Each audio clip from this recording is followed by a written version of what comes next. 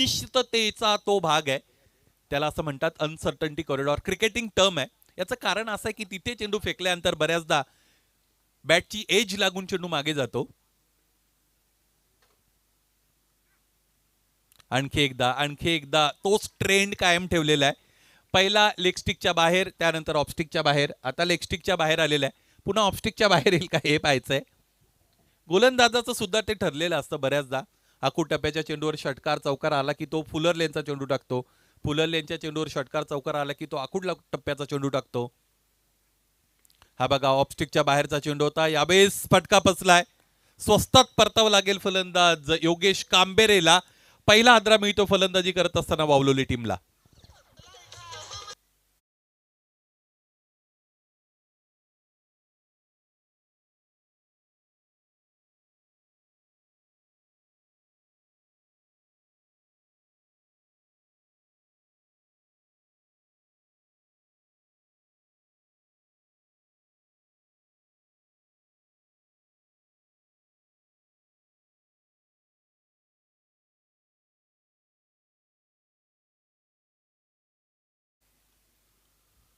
दुसरा डाव ज्यावेळेस तुम्ही खेळता त्यावेळेस तुमच्याकडे चांगली असेसमेंट असणं गरजेचे आहे डावाची, आणि तीच असेसमेंट इथे दाखवावी लागेल बॅटिंग टीमला. तुमच्या गोलंदाजाने पहिल्या पूर्व सत्रामध्ये अत्यंत चांगली कामगिरी केलेली आहे, पूर्वार्धामध्ये चांगली कामगिरी केलेली आहे. गोलंदाजाची कामगिरी चांगली झाली म्हणजे त्याचा परिणाम असा आहे की तुम्हाला रन चेससाठी धावा थोड्या कमी मिळतात. परंतु पुन्हा एकदा तेच आहे, लो स्कोरिंगचे सामने ज्यावेळेस टफ बनतात त्यावेळेस क्रिकेट हे फार दर्जेदार असतं. क्रिकेट ॲट इट्स बेस्ट असं आपण म्हणू शकू, परंतु ते फार कमी वेळेला घडतं. तो एंडला चेंडू आदळला सरळ जांभळीच्या झाडाच्या अगदी खालून सीमारेषेच्या पलीकडे.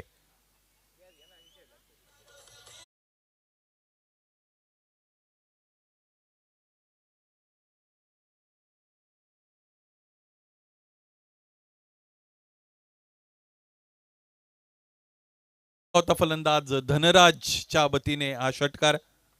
धनराजने 6 धावांचं महत्वाचं धन मिळवून दिलं फलंदाजी टीमला.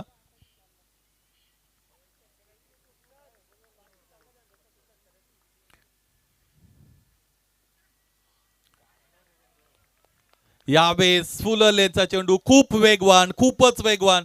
इम्प्रोवाइज क्रिकेट खेळायचं होतं.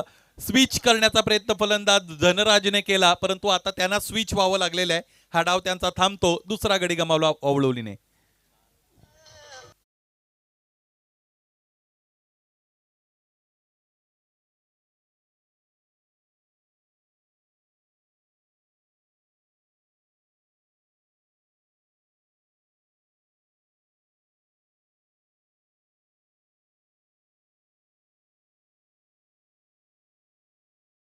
फक्त कर्जत परिसराला रिलेट न करता त्यातूनही बाहेरून खूप संघ इकडे येणार आहेत, ज्यामध्ये अलिबाग सारखा संघ खरं तर तुम्हाला उद्या खेळताना पाहायला मिळेल.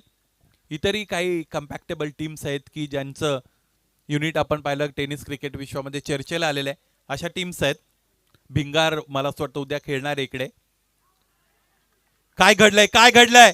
स्क्वेअर लेग पंचांचं बोट आबाळाकडे जात आहे, त्याचमुळे फलंदाज बाद होत आहेत. मला असं वाटतं बेल्स डिसलॉज झाल्या होत्या. आणखी एक फलंदाज क्लीन बोल्ड करण्यामध्ये यश मिळालं गोलंदाज ऋषभ जाधवला.